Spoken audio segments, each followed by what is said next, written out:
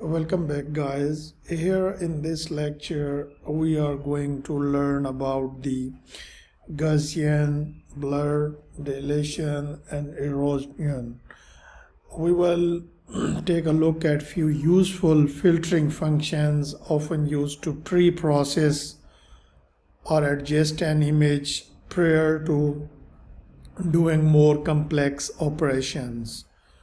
So these operations help reduce noise or unwanted variance of an image or threshold. The goal is to make the image easier to work with. The three filters are the Gaussian blur, erosion and dilation filters. So first needs to look into the Gaussian blur. Here the Gaussian blur filter smooths an image by averaging pixel value with its neighbors. It's called Gaussian blur because the average has a Gaussian fall-off effect. In other words, pixels that are closer to target pixels have a higher impact with the average than pixels that are far away. So this is how the smoothing work in it. So it is often used as a decent way to smooth out noise in an image as a precursor to other processing.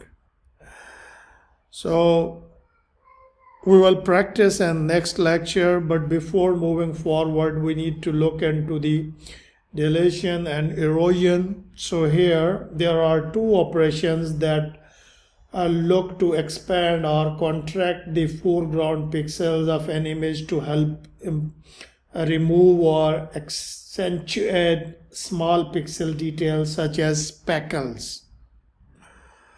So they work by sliding a kernel template, a small square, across an image as a display in this image. And as you can see, the basically dilation effect was to turn the black pixels or background pixels into the white pixels, while an erosion filter looks to turn white pixels into black pixels, essentially eating away at the foreground. The small structuring element that was moving across basically the image is called the kernel, and define where and how to mark a pixel change by filter. So this was just a theoretical knowledge about it, and I'll be back with practice example of these filters, the Gaussian blur, dilation and erosion. Thank you.